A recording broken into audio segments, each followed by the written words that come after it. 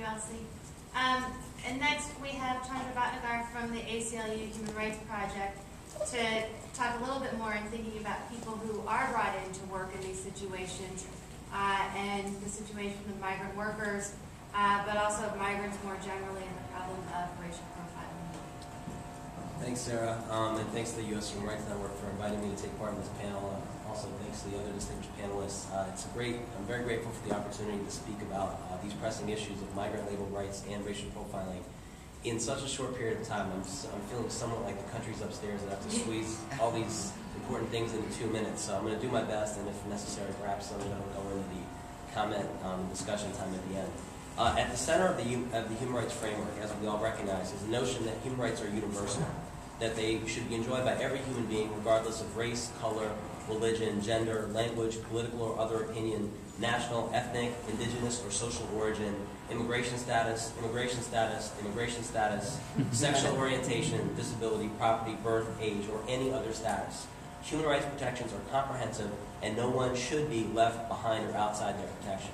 The populations that I'm going to be speaking about today are indeed left outside this protection, and specifically within the population of low-wage immigrant workers, there are three discrete groups of workers who are uniquely vulnerable to human rights abuse in the United States. They are undocumented workers, temporary workers or guest workers, and domestic or agricultural workers. Undocumented workers, in human rights parlance known as irregular migrants, because of recent jurisprudential decisions, beginning with the Hoffman Plastics v. NLRB Supreme Court decision in 2002, have been denied access to effective remedy from employment rights violations under U.S. employment laws on the basis of their immigration status. In the Hoffman case, a worker was illegally fired. It was acknowledged by everyone, illegally fired for engaging in union organizing. Because in the court's eye, he was a lawbreaker, he was not entitled to the National Labor Relations Act protection that a documented worker would have received. This was an incredibly dangerous precedent that the Supreme Court set, as we've seen bad decisions in states all over the country using the same rationalization of lawbreaking. For example, if you are a woman in New Jersey and you become pregnant and you're fired by your employer for becoming pregnant because you're undocumented, that might be a reason why you wouldn't be entitled to the pregnancy discrimination protection that another woman would receive. In another state, you might not be entitled to the same level of compensation for workplace injury or to the same compensation for wrongful death.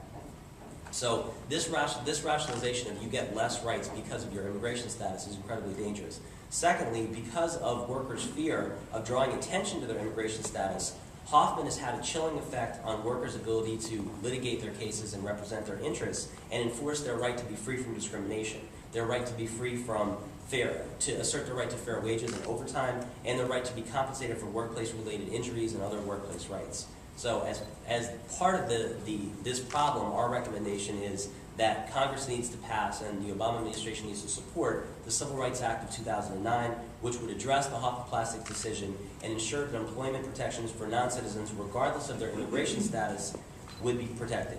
State legislation should also strengthen their protections in state anti-discrimination and workers' compensation laws for all workers, irrespective of immigration status. The second group of workers, guest workers or temporary workers, guest worker programs within the United States currently impose on foreign workers a temporary status that ties that worker particularly to the employer who brings that worker in. And the worker's ability to remain in the United States is literally tied to that employer. Thus, as a worker, you are the disposable commodity of that employer. If the employer becomes in any way dissatisfied with your performance or if you complain about exploitation on your job, you can be sent back to your country of origin.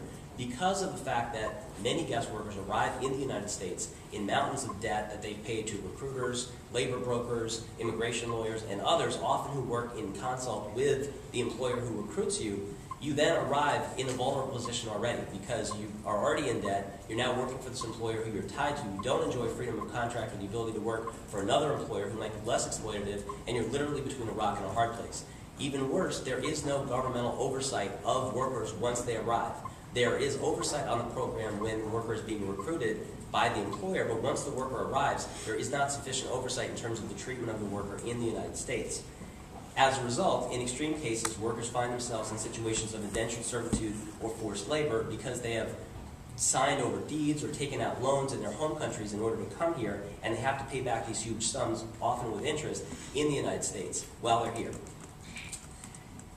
So as a worker, your choice is literally to go back where you came from or to keep being exploited. The lack of visa portability, tying worker status in the U.S. directly to the employer, combined with the exploitation in their recruitment and subcontracting, leaves workers in extremely vulnerable situations. The employer's designation of an exclusive recruiter initiates the climate of coercion and vulnerability.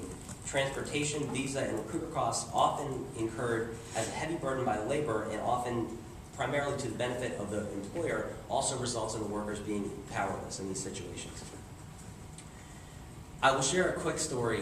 We've been working with the Coalition of Immokalee Workers, and we had a meeting in Florida, in Immokalee, and a woman who was a tomato picker, who now is an organizer for the Coalition of Immokalee Workers, who's an awesome organization for those of you who don't know, described a meeting that they had had with growers. And one of the growers actually, in a moment of candor, I guess, or in a joking fashion, said to her, "Well, we understand why you're upset about the guest worker program. It's the greatest thing for growers since sliced bread." And this was his quote: "We used to have to buy our slaves, but now we can rent them." And he was saying that somewhat facetiously, but that's actually the analysis that many of the guest worker advocates have, which is that this is a close to contemporary form of slavery. And in fact, there's a really excellent human rights report written on this by the Southern Poverty Law Center, which I would highly recommend. And this is an issue that the Congress is also going to be looking at. Thirdly, and I should also mention that we at the ACLU are co-counseling a case with the Southern Poverty Law Center and the Asian American Legal Defense Fund and Dewey & LaBeouf law firm on behalf of a group of 500 men from India who were recruited after Hurricane Katrina with promises of green cards and ended up in labor camps in Mississippi and Texas, living in very exploitative conditions, were subjected to forced labor and trafficking. And if the class gets certified in January, which is when we're having our class certification hearing, it will actually be the largest labor trafficking case in U.S. history. And this case is obviously endemic of a much larger problem. Third, the domestic and agricultural workers suffer from statutory exclusions from labor and employment law protections. The rights of domestic workers and agricultural workers are excluded from the National Labor Relations Act guarantees, the Fair Labor Standards Act guarantees, and while these federal laws impose limits on the exploitation of labor, both acts contain exclusions for domestic and agricultural workers. These exclusions have at their core a racial animus, because in the 1940s, when these New Deal legislation was passed, there were kind of backroom deals by Southern senators, Dixiecrat senators, who were representing, growers, and at that time, these were primarily African American populations who were often, many of them, descendants of former slaves owned by the very same growers or the same families. And the bargain was, these are the descendants of the house slaves or the field slaves, so you're going to exempt from the NLRA domestic workers and agricultural workers. And in the contemporary context, obviously, domestic workers are disproportionately women, disproportionately from South Asia, from the Caribbean, from Latin America. Agricultural workers are disproportionately men from Latin America, from parts of the Caribbean and Haiti, as well as some African American workers. So there's obviously a disparate impact on communities of color in the contemporary context as well. That's migrant labor. Now, racial profiling. How am I doing at time? You're out. I'm out. Go for it. Okay, I'll be very, very brief Everybody on else this. is very short, so you know A major human rights violation recognized by several, sorry for the lack of transition. A major human rights violation recognized by several UN experts and treaty compliance bodies is the persistence of racial and ethnic profiling in the United States. Every year, untold numbers of people of color experience the humiliation of being stopped while driving, flying, praying, or simply walking because of their perceived race, ethnicity, or religion. They're not stopped because they've committed a crime. They're stopped because they're presumed guilty of criminal misconduct by law enforcement based upon their perceived race, ethnicity, or religion.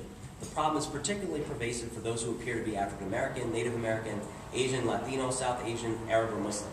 This practice not only violates the U.S. constitutional commitment to equality under the law, but it also violates U.S. human rights obligations, particularly under the I-CERD, which the U.S. ratified in '94, as everyone knows, and which is binding on all levels of federal, state, and local government.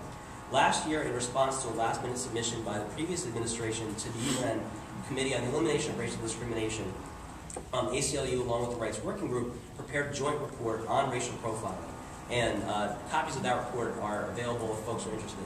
Our report found that data compiled data from around the country, 23 states, as well as federal data analyzing federal programs, and it found that racial profiling remains pervasive and that law enforcement continues to investigate, stops, frisk, or search racial minorities based upon subjective identity-based characteristics rather than on identifiable evidence of illegal activity.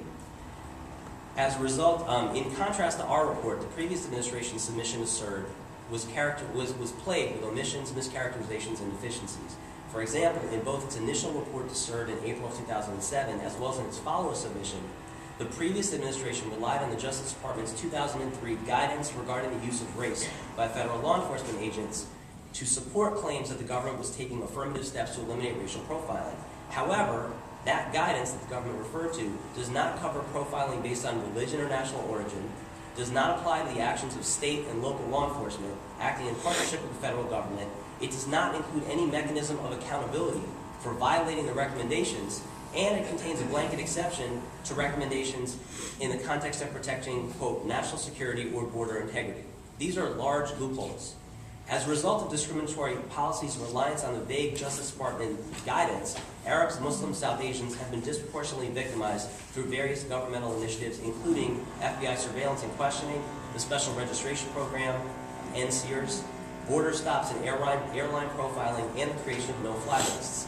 Similarly, as we heard in the previous panel, Latino communities have been harassed and abused under the so-called 287G program, which delegates immigration enforcement authority to state and local police. These law enforcement agencies typically lack the training and experience to take on such complicated duties. Accordingly, the agreement delegating duties normally handled by federal agencies ends up draining state and local police resources while at the same time fostering racial profiling and resulting in the improper detention and deportation of U.S. citizens and lawful permanent residents. The problem of racial profiling in immigration enforcement has been very well documented in numerous reports. For example, this April, the Department of Homeland Security Office of Inspector General released a scathing report documenting wide-ranging problems with the 287G program. This governmental report made clear that the 287G program lacks sufficient safeguards against racial profiling and other civil rights abuses. Last September, as many of you will recall, partly as a result of the activities of many folks in this room, as well as the report that we worked on with the Rights Working Group, the UN CERT Committee expressed its concern on racial profiling in a letter to the Obama administration discussing the lack of progress towards ending racial discrimination in the U.S. The letter included several of the recommendations many of us have been calling for, urging the government to do more to end racial profiling and specifically to make all efforts to pass the End Racial Profiling Act, IRPA. This is a bill that everybody should be familiar with. As well as for the government to review its 2003 guidance regarding the use of race by federal law enforcement agencies, with a view to avoiding any ambiguous language that may provide a loophole allowing for actions that, quote, constitute racial profiling. The CERT Committee also, quote, stressed the need to review the National Entry and Exit Registration Program, that's the Special Registration Program, to avoid racial profiling in migration policies and to reconsider its policy under 287G of the Immigration and Nationality Act. As a party to, in the nutshell, as a party to ICERD, the U.S. has both a legal and a moral obligation to the American people and the international community to end all programs and policies that disproportionately discriminate against racial or ethnic minorities. To further that aim, the Obama administration and Congress should consider concluding observations issued by UN committees that monitor treaty compliance, as well as by special procedures, such as the Rapporteur on Racism, who also addressed this issue. Passage of IRPA, first introduced in 1997, is a critical means of implementing ICERD and bringing the U.S. into compliance with the treaty because the legislation would begin to address the intractable problem of racial and ethnic profiling. The Obama administration should support the passage of IRPA, which was introduced by Representative Conyers in the House. Secondly, the ACLU, along with the U.S. Human Rights Network and the Bringing Human Rights at Home, or the Human Rights at Home campaign, have called on the Obama administration to put forth a national plan of action on racial discrimination. This plan of action would serve to implement ICERD at the federal, state, and local levels and would allow for concrete and measurable progress in promoting racial justice and equality. We urge you to support these efforts to encourage the administration to take steps forward in this regard. I thank you very much for your time and attention this afternoon. Thank you, Chandra.